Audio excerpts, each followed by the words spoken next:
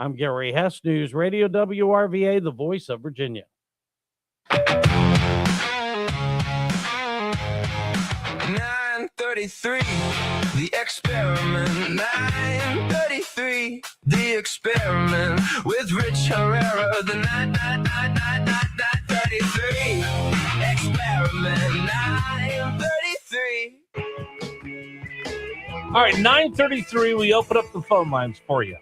I don't know what's going to happen. That's why we call it an experiment. It's completely free-flowing radio. There are times where the phone lines jam. There are times where it's crickets. That's okay.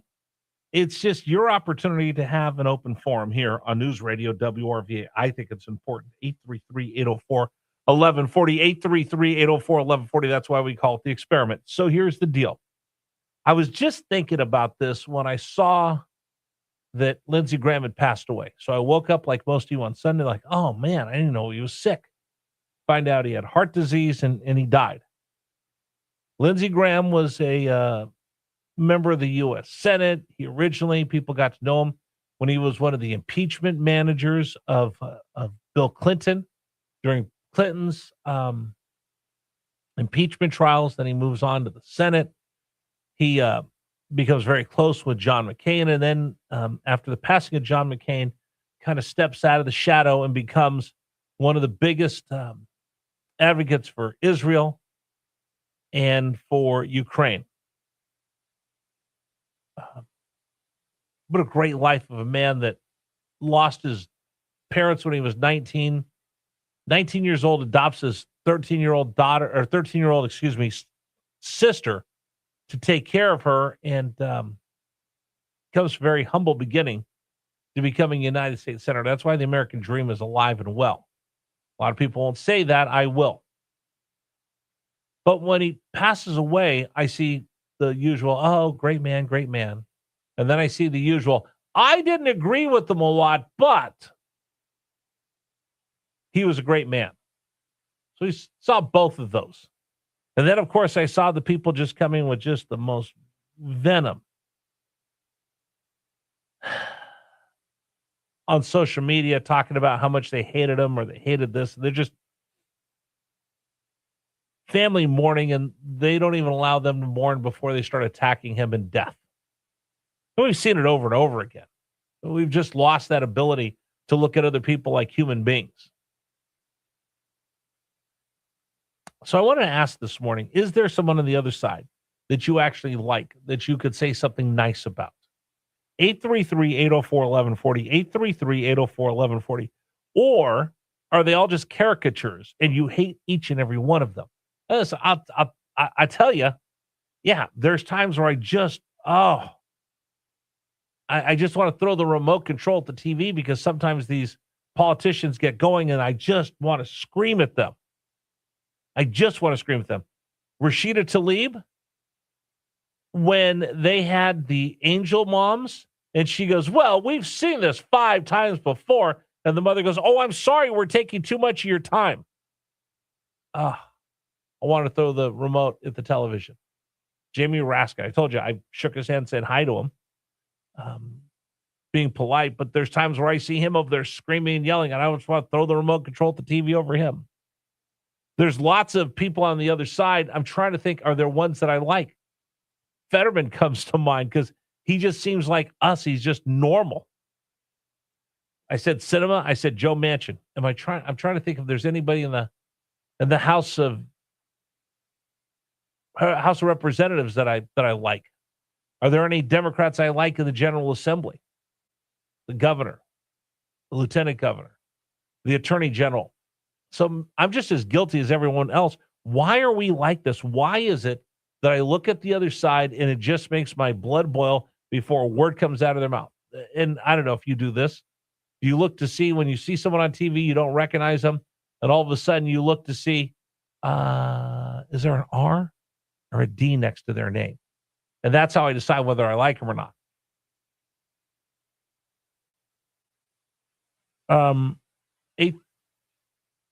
833-804-1140, 833-804-1140.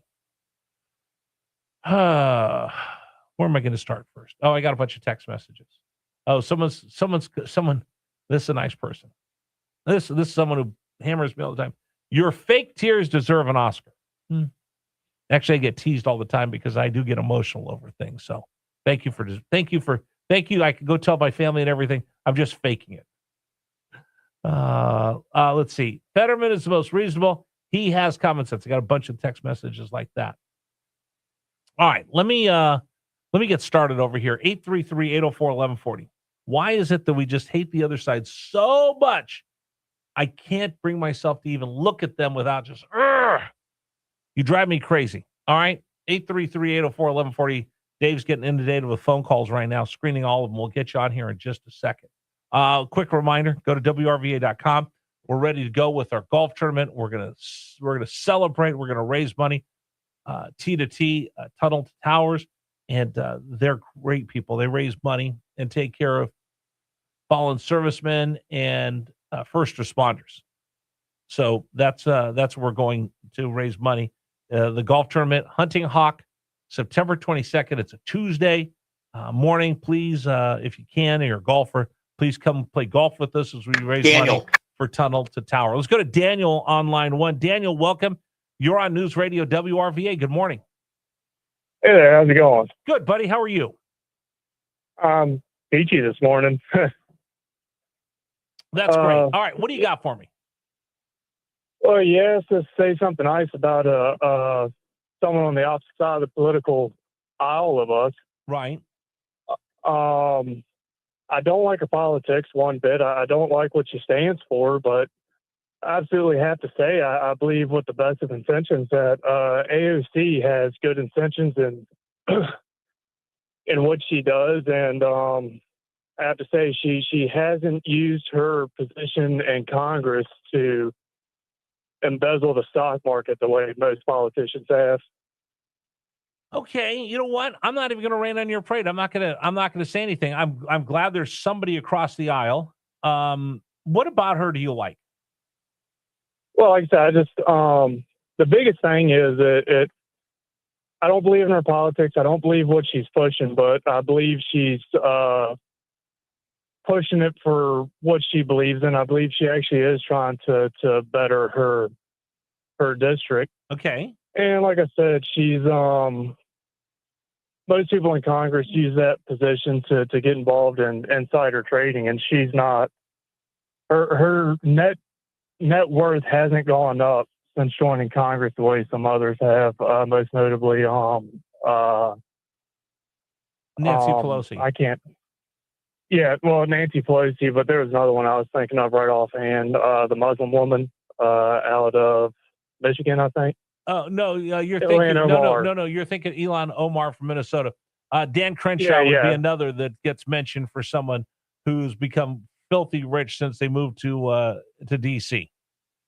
Yeah, Ilhan Omar was one I was thinking of. Yep. Right. Okay. All right. Hey, you know what, John? Dan, I appreciate your call. Thank you.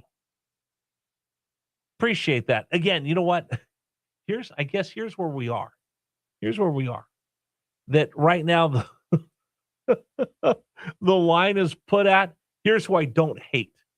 That tells you how divided we are. Where are we going to go? Tom on line two? John. Oh, John on line two. John, welcome. You're on News Radio WRVA.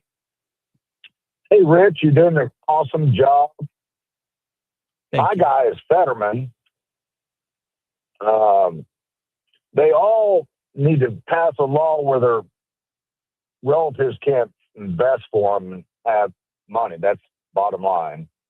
There's just total insider trading, big time. Okay. And that's against the law for us. We can't do that. Anyway. No, John, hold on. John, hold on a second. I want to ask you a question. When I look at, so we all love our local congressman, right? That's why we keep voting for the same people over, but we hate Congress. Do you see that? Hey, what? We love our local congressman because incumbents normally get sent back to DC, right? Sure. But when we get the whole, I love my guy here, but I hate the rest of Congress. So there's a little bit of a disconnect, right? Sure there is. Okay. So this is fascinating for me.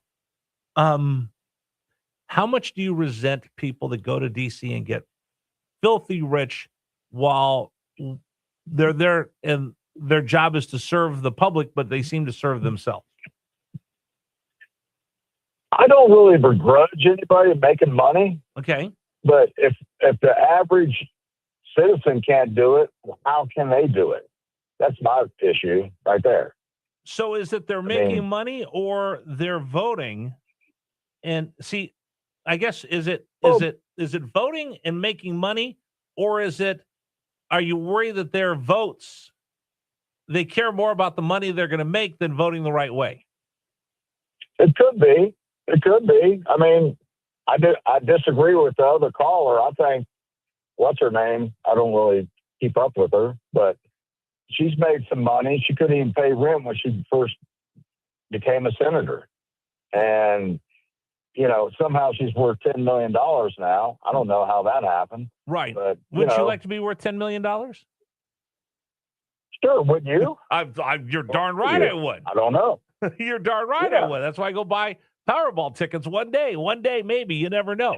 And that's the part where I think I'm learning more and more. People are resentful of the fact that we send you to D.C. to do the people's work, but it seems like a lot of them want to do their own work and come away with a ton of money, while the rest of us look at this as it's supposed to be you being a public service. And I think some people, and you see this with people on both sides, they use their position to enrich themselves, not look out for the people. Well, look at our founding fathers. Our founding fathers, most of them had pretty good money at one time or another. Right. But, you can't commit to this and be a pauper. You got to have some kind of money to, go do things and campaign and all that stuff. I get it. Sure. But they need to do the same thing that you and I do. We need to go out and get, advertisers. We need to go out and get people to support our views. I get it. But, they have rules with that, which I don't know. I have no idea about the rules on campaign monies or anything like that. Well, okay, so deep dive. Yeah, no, and that's great, because when you look at this, all the money they make, all the money they bring in. Okay, you and I don't think we could afford to just go out and run for office. I mean, you have to leave your job. It's really tough. So yeah, it's 100% of a numbers game. And while I want everyday people, I guess the other part that I don't like, John, is the fact that they stay there forever. I'd rather people be like George Washington and leave and give back the power than keep it for, like, I look at Debbie Dingell. I'm not picking on her per se, but the Dingell family has held on to that seat for, I think it's 8 decades. Her father-in-law had it forever.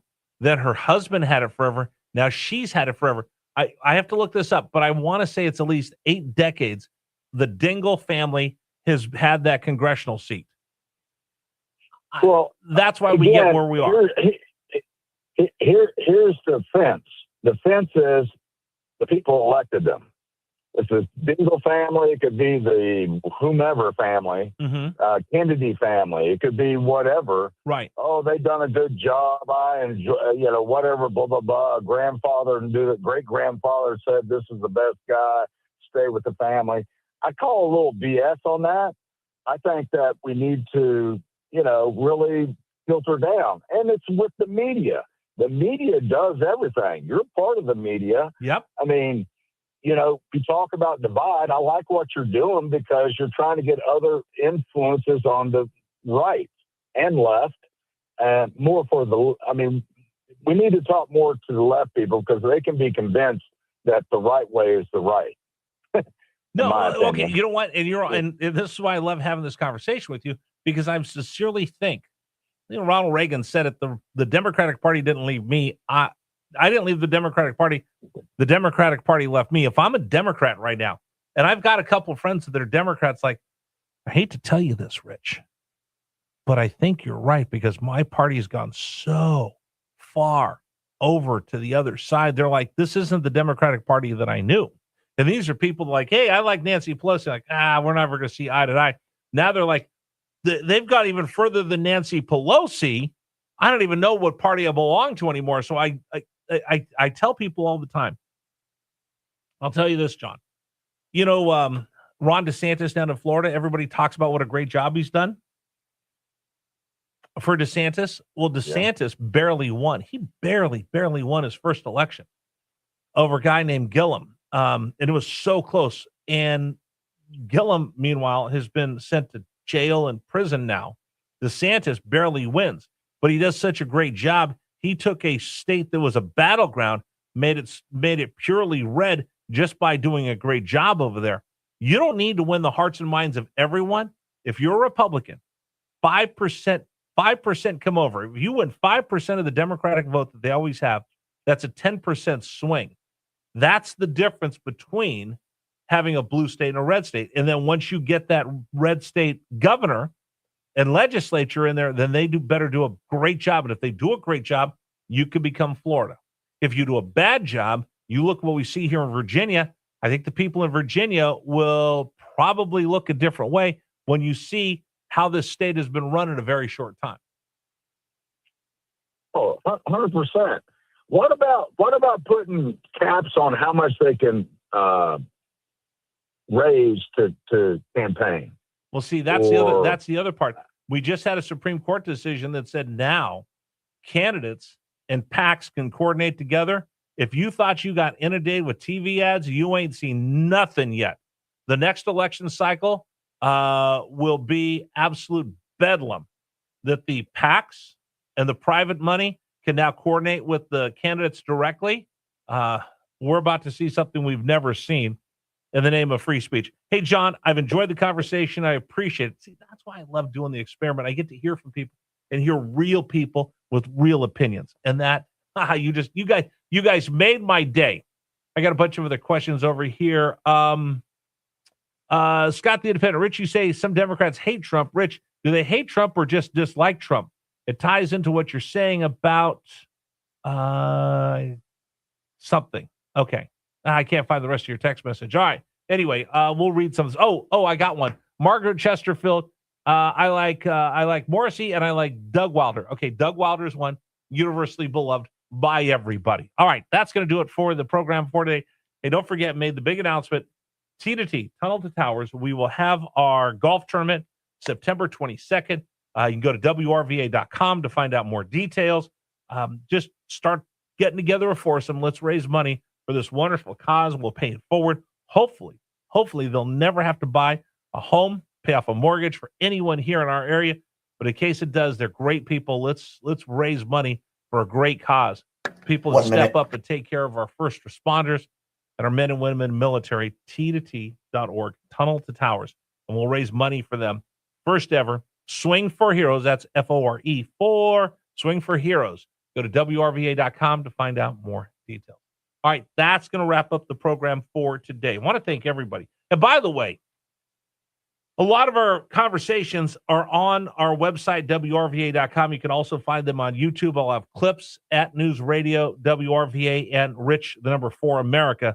Talked a lot about a lot of great things today that I think you want to share with your friends. Rich for America and News Radio, WRVA on social media. Share those if you will. Time for a national anthem brought to you by Freedom Services, a training, the biggest gun store in town, located in Mechanicsville. I get up every morning before dawn because there's some things I think that are worth standing up for. Number 1 is my family. Number 2 is this great country. That's why we get up every morning and do this on News Radio, WRVA. Please stand for the national anthem of the United States of America.